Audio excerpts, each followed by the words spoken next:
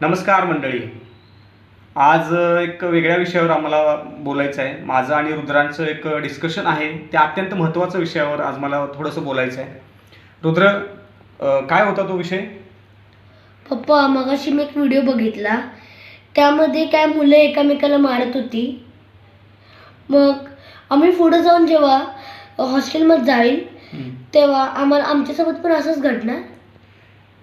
तर बघा मंडळी, लहान मुलांना ॲक्च्युली हा प्रश्न नाही, खरं तर एक सध्याची परिस्थिती आहे. आज दिवसभरात तुम्ही सुद्धा एक व्हिडिओ बघितला असेल. तळसंदे येथील एका शाळेच्या हॉस्टेलमध्ये अत्यंत हिंसक पद्धतीने काही मुलं एकमेकांना मारतायत. आणि मग खूप भीतीदायक आहे. तुम्ही मग तो जर व्हिडिओ नीट बघितला तर आपण सहज म्हणजे साधा व्यक्ती तो बघूही शकणार नाही, असं एक गंभीर व्हिडिओ तो आहे. आणि मग शासनानं त्याच्यावर कारवाई केलेली आहे. काही शिक्षकांच्यावर कारवाई केलेली आहे. त्याचबरोबर काही विद्यार्थ्यांच्यावर कारवाई केलेली आहे. शिक्षण मंत्र्यांच्या बरोबर, आरोग्यमंत्र्यांच्या बरोबर डिस्कशन याच्यावर झालेलं आहे. मीन्स अत्यंत गंभीर ही गोष्ट आहेच. ठीक आहे, त्या कारवाया होतील, सर्व गोष्टीवर परत चर्चा होईल, कारवाई होईल आणि मग नेहमीची घटना आणि मग काही दिवसांनी या गोष्टी विसरून जाल आणि मग पुढं आहे तसंच राहील. कारण काही दिवसापूर्वी पालघरला सुद्धा एक अशीच घटना झाली. त्यानंतर नवी मुंबईच्या काही कॉलेजमध्ये अशी काही घटना झाली. मग नेहमीच अशा हिंसेच्या घटना घडतात. तर मुद्दा काय आहे तर पप्पा, हां बोल. आणि अजून एक प्रश्न आहे मला. हे असे मारतात का एवढे क्रूर पद्धतीने? हां, तर ते सांगायचं की एवढं क्रूर पद्धतीने कशी काय मुलं हिंसक पद्धतीने एकमेकाला आज मारण्यापर्यंत त्यांचं गेलेलं आहे. किंवा असं नाही की ती मुलं एकदमच अशा कुठल्या तर घरातून आलेले आहेत की, तर काही कारणं पण लक्षात आपण घेणं गरजेचं आहे. तर काही त्याला कोण जबाबदार आहे?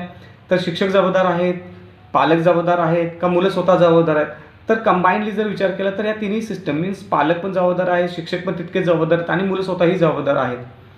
त्यामुळे कारण जबाबदारी आपण इतरांच्यावर ढकलू शकत नाही. आता का तर मुळात काय पालकांचं काय झालेलं आहे, अलीकडच्या मुलांच्यामध्ये आता मूळच एक सायकोलॉजिकल काही कारणं आहेत.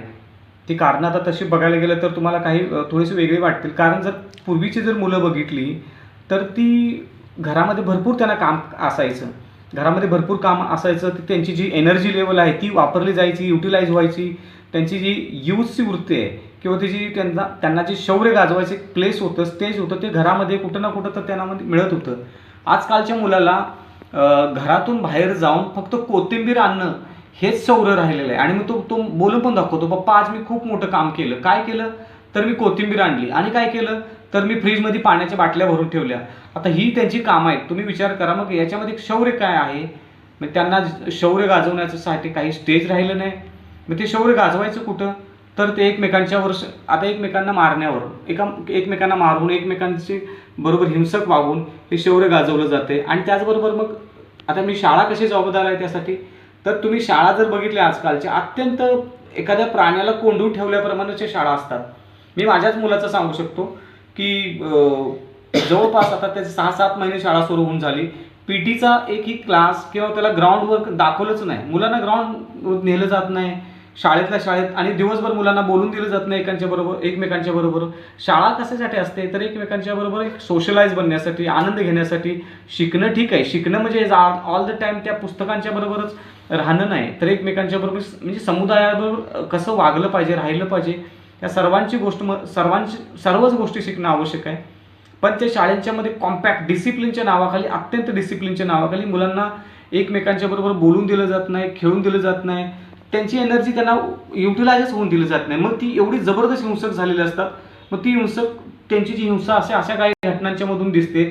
आणि मग आपण सर्वांनी मिळून ह्या गोष्टींची काळजी घेणं अत्यंत निकडीची गरज आहे. खास करून शाळांना हे लक्षात येणं गरजेचं आहे की आपण डिसिप्लिन राखणं गरजेचं आहे. याचा अर्थ असं नाही की मुलांना पूर्वीचे सर्व विद्यार्थी सांगू शकतील किंवा आज जे आहेत, आज पालक म्हणून आहेत, त्यांच्या शाळा कशा होत्या? त्यांच्या शाळा मुक्त होत्या. त्यांना खेळायला सुद्धा बाहेर पाठवलं जात होतं. ते बोलत होते, हसत होते. आजची मुलं फ्रस्ट्रेट असतात स्कूलमध्ये गेल्यानंतर. त्यांना आवडत नाही स्कूलमध्ये जायला. कारण का? ना त्यांचे जे सहजीवन आहे शाळेमधलं ते त्यांना जगताच येत नाही, बोलता येत नाही. आणि मग त्याचा परिणाम अशा काही घटनांच्या मध्ये दिसेल, आपल्याला वारंवार दिसतील. तर खास करून मग पालकांनी पण याकडे लक्ष देणं गरजेचं आहे आणि मग शाळांनी सुद्धा. मग दोन सिस्टम या सगळ्यात महत्त्वाच्या आहेत. विद्यार्थी कितपत दोषी आहेत? तर ते लहान मुलं आहेत. दोषी असतील तर त्याबद्दल आपल्याला योग्य वेळेला त्यांना शिक्षण आणि प्रशिक्षण देणं आवश्यक आहे. थँक्यू.